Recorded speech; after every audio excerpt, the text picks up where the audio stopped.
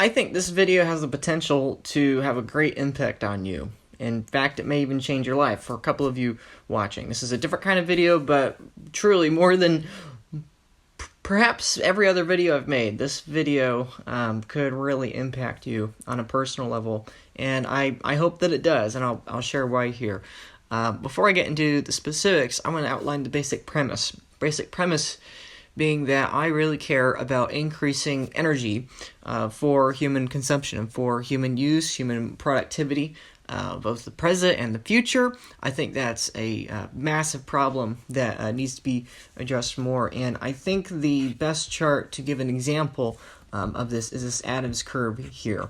Many people are not aware what this is, but basically the red line is the Henry Adams curve, and the blue line is the real energy use of a person. So basically the idea here being that since the Industrial Revolution, the exponential function of humans having more and more energy on a per capita basis has been the baseline. That's been the base expectation. The Henry Adams curve projects that out into the future of, in a given period of time, where could we expect energy usage per person to be. Now, if you'll notice, the blue line was following along until a certain point. Now, that certain point here was in the early 1970s, where we were following this trend line for multiple centuries, and then suddenly here, in the 1970s, the blue line stopped keeping up with the projected red curve. We broke the red trend line here, and I think many of you that know about Bitcoin and know about monetary history will know what happened in the early 1970s. I would argue that the largest contributing factor to that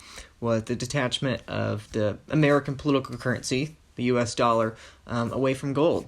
It made our money vastly more inefficient on a global scale. The US dollar is a global monopoly of reserve currency, unlike reserve currencies in the past, even the recent past. And so America's unique monopoly on this first globalized world, because this is the first globalized simultaneous fiat cycle we are in. We've been in it for about 50 years, and it's concerning to me, it's sad to me, it's heartbreaking to me. And so that's why so many of the videos I make, I focus on energy and focus on energy need problems. And the point of this video today is to highlight a trip that I am taking here in early 2024 with the goal of increasing energy for human use, improving people's lives in various forms, multiple forms here. And so I want to talk about what that is today and how you could be involved. I love it if you want to get involved, whether it's a small part or a large part. I'll outline all the ways in which you could be involved. So I'm nicknaming this video here Stoves and Sats for next year, 2024. So this is me earlier this year in 2023 on this project. Whoops. We just lost our visual there. Anyway, so let me outline what the concept here is. The concept is that this is a two-part trip to Guatemala. Part one is installing stoves in remote villages, and part two is visiting Bitcoin Lake to help Bitcoin adoption. So the stoves basically are aiming to improve the nutrition, the safety, and the quality of life for people, but likewise Bitcoin aims to upgrade the world to a better form of monetary energy, unlike our current forms of energy. So in the same way we have to upgrade from coal to nuclear, in the same way that we have to upgrade from inferior to superior energies, it's the same thing here, whether we're talking about nutrition or storing energy with money. Storing energy with money, storing energy in your bodies. In both cases, we need more energy, and we need that urgently. And so that's the aim of this trip here, to have that focus throughout the trip. So this is going to be a mission trip. It will be partially a vacation, or you can think of it as a vacation. I did go on this trip earlier this year in 2023, and while it is explicitly a mission trip, it was really enjoyable. Serving others in many ways is more rewarding than sitting on a beach with margaritas, at least in my opinion. So anyway, you could think of this as a vacation. Like, my point here being that it will be fun. You will have a good time, almost certainly. And then, of course, there'll be a Bitcoin experience at Bitcoin Lake, which I'll get into more in a second. So the goal is to create an immersive experience for those that desire to travel, to get many more Bitcoin interactions than a Bitcoin conference, to change many lives with these stoves and share the gospel of others. The reality is that if you're going to a Bitcoin conference, You'll spend thousands of dollars. You may spend a whole week, especially when you include flight times and everything like that, and it'll be great. You'll listen to a lot of great speakers, very intelligent people. You'll probably make a lot of new friends. You'll make new connections, networking opportunities. You may even find job opportunities. But the reality is that this trip, while very different, you'll get a lot of time with Bitcoiners. I'll be on this trip. You'll get a whole week with me, and obviously a lot of that will not be talking shop about Bitcoin. I want to make that clear. But, if that's something you desire, making friends with new people and making friends with new Bitcoiners, that is probably going to be satisfying this trip, and you'll probably leave with even more impactful lifelong memories, or just as impactful lifelong memories, at least very different. So let's talk about the stoves. Let's talk about why it matters and what specifically we'll be doing. So stoves will be installed for local families alongside the local organization Hands for Peacemaking. This is an organization I went with here in 2023 and is the one that we're going with next year in 2024. And so each stove that is installed brings more food for families, less local deforestation, more time for disposable income for families, and improves probability of furthering education for children. See, in Central America, and particularly this region of Guatemala, one of the biggest problems is that they don't have consistent heating sources to make their food.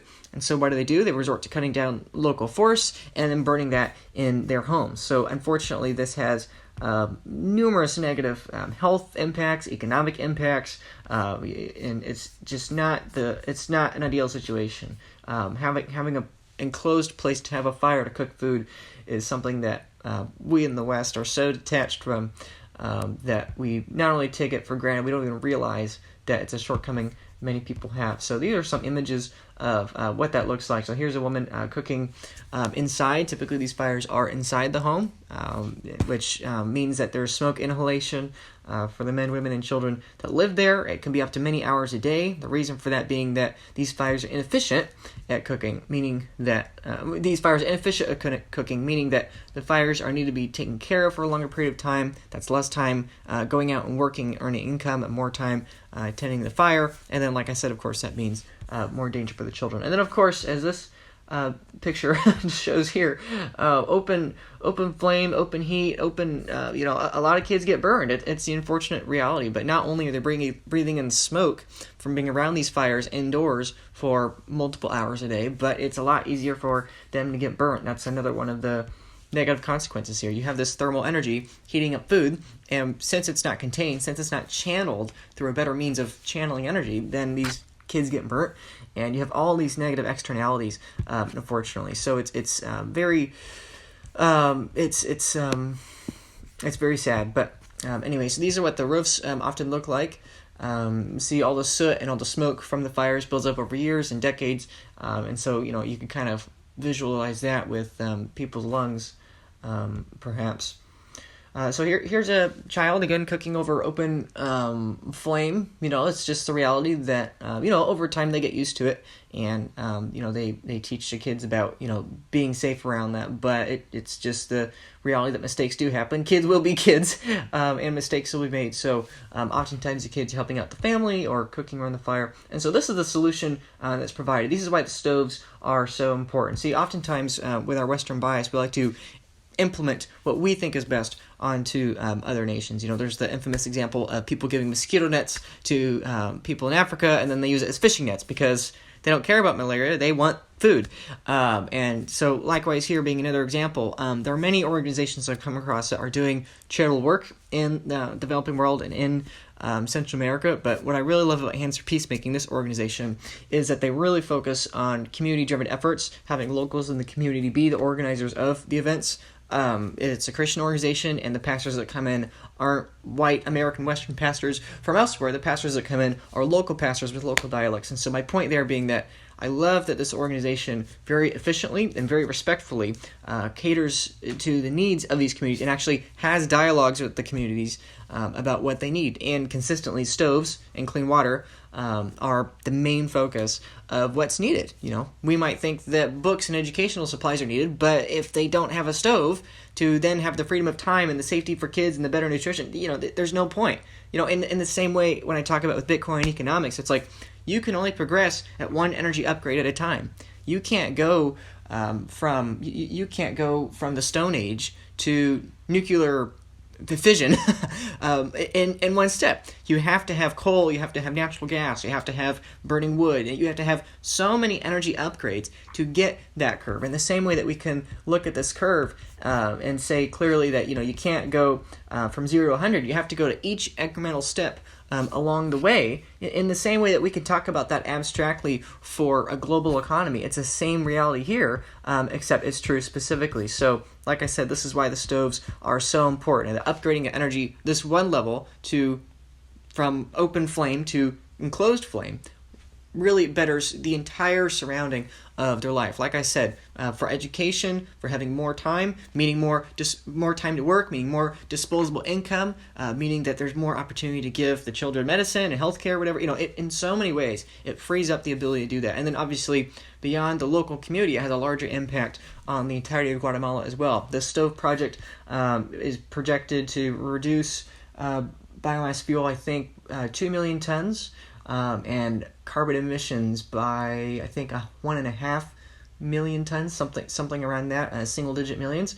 That's the solution. People talk about the climate crisis, or people talk about environmental issues, and it's like the solution is not limit these people and their ability to use energy. The solution is upgrade them to the next level of energy, and by giving them the ability to make more food, by giving them the ability to have a higher standard of living, we beautifully, ironically, have less negative externalities on the environment. Less trees are cut down because you only have to use half the wood, and because less wood is used, then you could improve the rest of the economic world to then need to consume less of natural resources at a slower rate. And this is a major problem, personally, that I'm concerned about. The current rate of Guatemala and many other places around the world, in Central America and Sub-Saharan Africa, they are cutting down trees fast enough that, yes, you could talk about climate crisis and all, and that's a real problem. But just as big of a problem, if not a larger problem, or at least a sooner problem, is that they'll run out of trees in a matter of decades. And if we don't help them upgrade, or if they don't upgrade themselves in that period of time to better forms of energy, what's going to happen when the trees run out? Now all of a sudden you have a whole new vast array of problems. And so doing that is not just a short-term solution, but it's a long-term solution, and delaying the rate at which forests are being depleted, and therefore delaying the rate at which, famine would begin. So anyway, point being that these are the stoves that are installed. They are really important, even if they're hard to explain for our Westerners. This is the reality. Here's a couple putting together a stove for a few kids. So on this trip, what I experienced, and what you'd experience as well, is going from house to house. We would do a few stoves a day. You get to meet the families, talk to them. There is a bit of a language barrier, of course. That is, unless you speak Spanish. Most of them speak Spanish, not all of them. But basically, you install these stoves, and it's really moving. It's really impactful, because you walk in, you never meet these people. You'll probably never see them again, but you spend an hour and a half there, and literally you change your life. It's like taking a... this might be a bit of a crude example, but it's like taking a Ferrari and putting it in someone's house and then leaving. It's like you changed their life. This becomes their most valuable possession, which is it's just a reality. For context, one stove costs about $250 US at the time of filming this. And one of the cool things I like is that the people we're serving do pay partially for the stove, because there's a very work-centered culture there. They really want to feel like they have possession, ownership of what they own. And so it's bittersweet, but roughly 10% of the stove they cover, $25 US. And that's in 6 to 10 month installments. So just for context, it's the $25 for them to be able to afford the stove and buy the stove, quote unquote, aka put 10% down, quote unquote, is $2.50 a month. So this is quite literally their most valuable possession. So it's, for me, it was really moving, and I think if you were to go, or you were to see this in person, you would really be moved by the.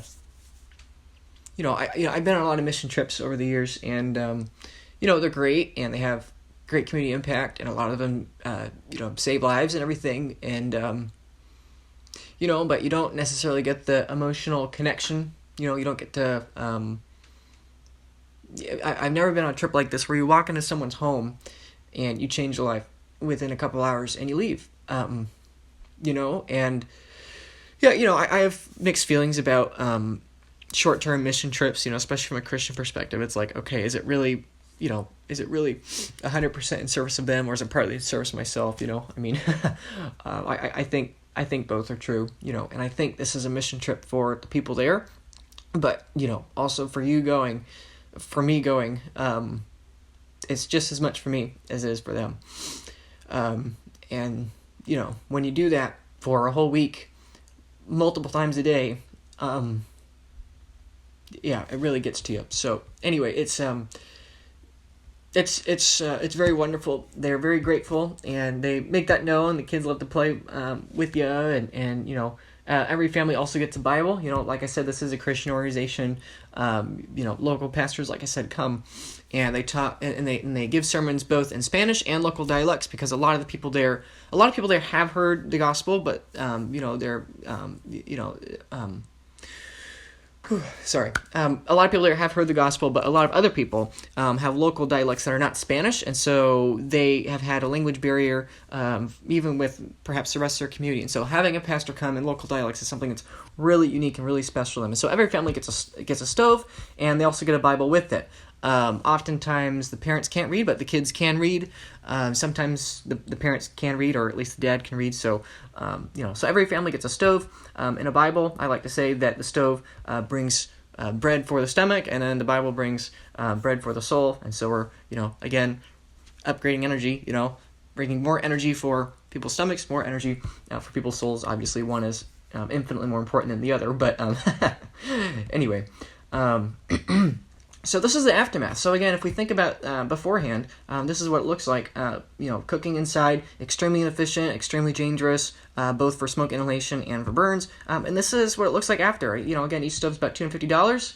90% is donated to them. The other 10%, the organization asks that they pay, just for psychological benefit for the people. And so this is what it looks like. You can see the mom there holding a Bible, the couple kids. Oftentimes toys are given, so like that beach ball or balloons or things like that. And so that's what the stove looks like here. So you can see that there is a small chimney with some chicken wire around it to protect against burns for the kids and to take the smoke out of the house, thankfully. And then this is what the heart of the stove looks like it's in itself. So, it's a superior form of energy, keeps the heat in, cooks the food better, so that means more calories, more nutrition for the kids. Now, additionally, we would be going not just to serve, yes, but also to enjoy the natural beauty of Guatemala.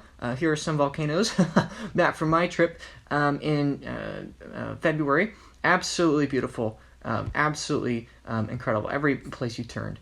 So this is, I mentioned reading the Bibles earlier. This is one lady. She was given glasses. There are many other things we do there too. So like this afternoon we gave out hundreds of eyeglasses. Very simple, non-prescription eyeglasses to help them be able to read. And for many of them, this is a really big deal because they can't afford glasses on their own. So here she is reading. It looks like a Bible here. So anyway, there'll be lots of side projects like that. Here's me and my dad, who also went on the trip, talking with some locals. I think we were explaining where we're from because they were asking, they were curious.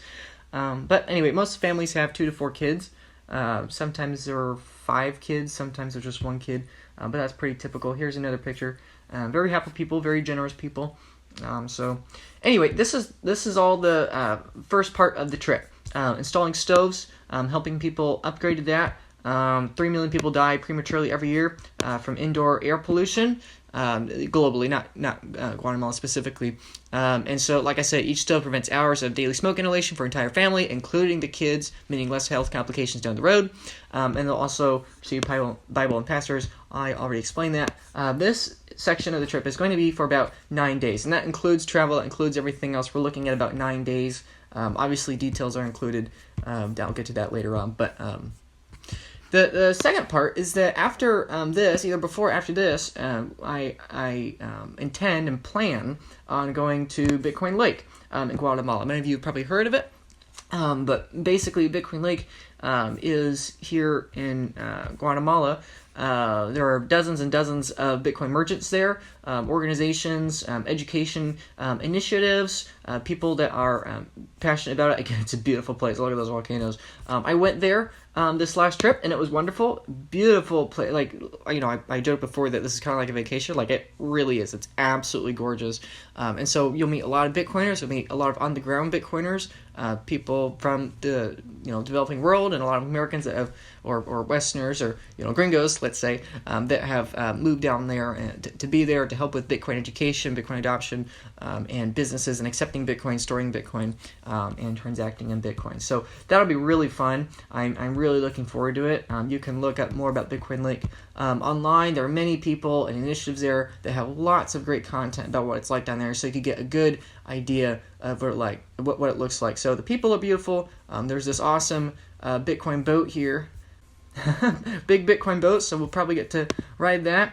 And then there's this Bitcoin little anyway, so we'll have a good time. It'll be a blast. That also, of course, is mission based, the mission being much more focused on the monetary and economic side of things, probably working with businesses and being customers at those businesses and everything. But also it'll be fun too. We'll probably take a day or two, zip line in the volcanoes and travel around, hike a bunch, or anyway. So we'll probably do a lot of different things. But anyway, a lot of that's to be determined. So anyway, all that to say is that's what the experience will be like at Bitcoin Lake.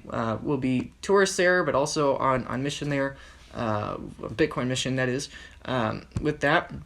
So I don't know how many days, but we're looking at 2 to 5 days there.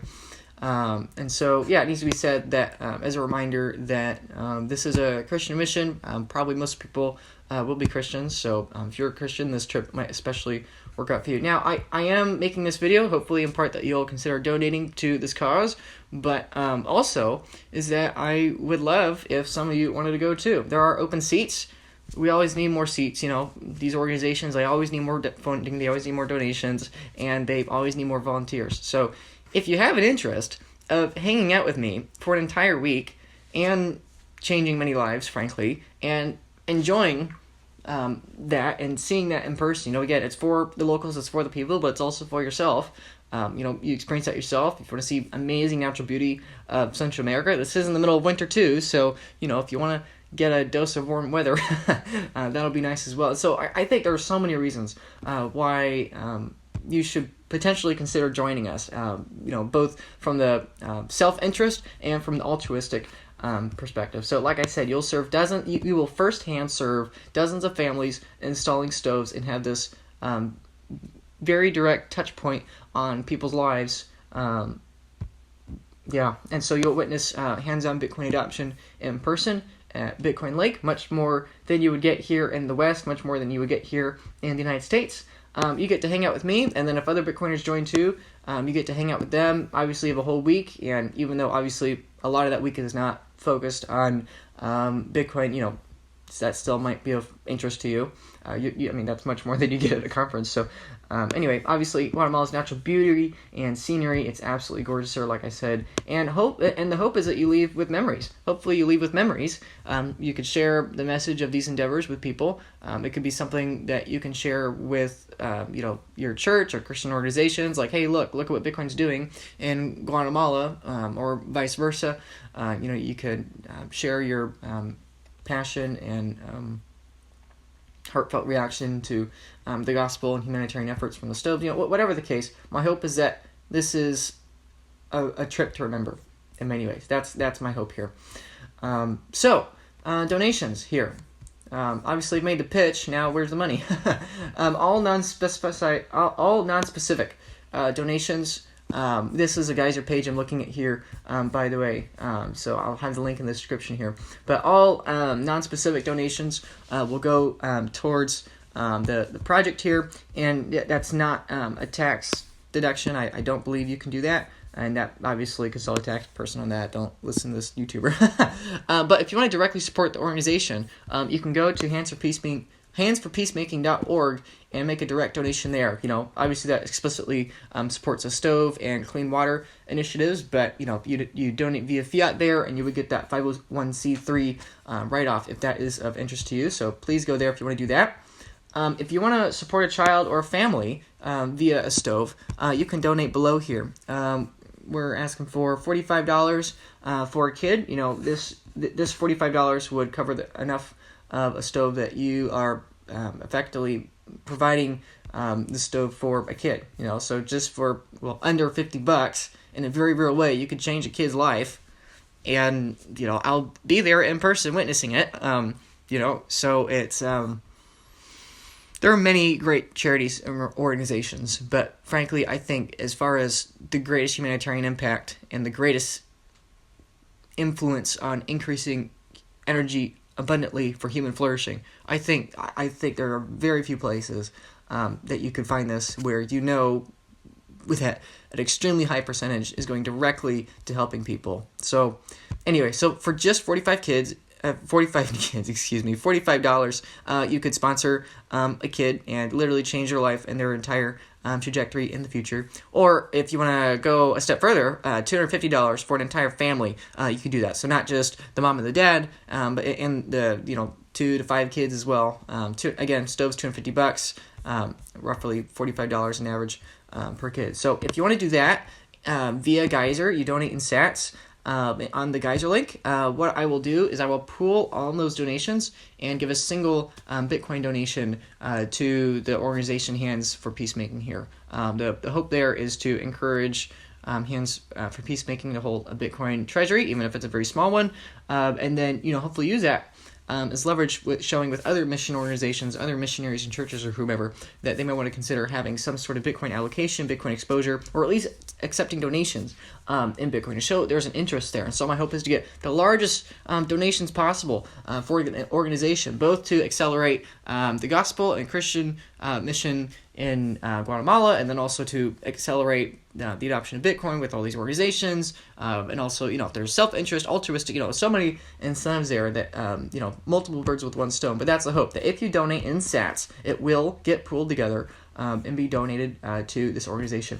I will be documenting the experience. If you specifically want to support my filmmaking and documenting of this process early next year, you could donate $100. That would be wonderful. Would appreciate that, and that's why I kind of have this separate tier here, so that you can clarify, do you want your donation to go to the Hands for Peacemaking Bitcoin donation, or you want to go to me for that? If you're debating between the two, please sponsor a couple kids. I need the funds so I can break even, but I don't need it nearly that bad, obviously. So please just do that if you're already supporting a kid or two anyway. But anyway, all that to say, and then the last thing too is that if you want to join us, and that's partly why I'm making this video, to share the details with you. If you want to join us, you can reserve a seat on the trip. Right now, there's 7 seats available. That may shrink down as details emerge, or that may grow as details emerge. But right now, 7 seats is what I've been told would be a good number. Obviously, depending where you're watching us in the world, flights and everything else, that might make it more complicated. But if you want to join us, if you want to serve people, you want to explore Guatemala's beauty, you want to witness Bitcoin adoption with me and hopefully other Bitcoiners, 5 or 6 other Bitcoiners that may or may not go, that would be great. It is obviously the most expensive donation you can make, but that covers your flights. That's an all-inclusive amount. I just want to make that clear. It includes your flights, it includes all the logistics, all the travel, and there's a lot of travel involved. There will be a lot of driving involved, but it covers all of that. It covers all of your food, or at least the vast majority of your food. And I will say the food is very good. You are fed very well. You are fed very well. It tastes amazing. So the food is very good, perhaps even surprisingly good to most Americans' expectations. It covers all your lodging for the entire duration of the trip, and that includes some luxury bonus experiences. Like I said, we may zip line, we may explore some gardens, we may explore some parks. So your funding of that covers all of those direct expenses. It covers all the logistics and planning expenses, and your flights, again, assuming you're from the U.S., if you're from Europe or somewhere else, you might, you would probably have to pay a little bit more to cover that extra cost. But basically, that's my hope, to provide this opportunity for you. If you're a Bitcoiner, you want to serve other people, you want to have that Adams curve go up a little steeper, get that blue line in line with that red line a little bit more, and you want to have lifelong memories that hopefully you'll cherish for the rest of your life, and stories you'll be able to share.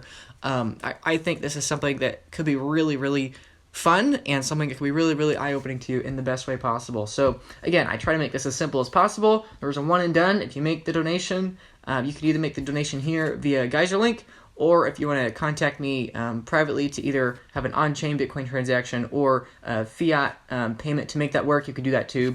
Or you could just donate through Geyser here with Lightning. But one way or another, I'm trying to make it as simple as possible and easy as possible for you. At just one place to sign up and do it, and then obviously more details will be sent. So this will be in early February of 2024. I really, really hope you consider joining. If that's something that you have an itch to travel, you have an itch to do something more with your life, I think this could be, or do something with your time. I think this could be good for you. And even if not, I know the vast majority of people, you don't have the time or the means or the ability to do that. Even if not, please just consider $45.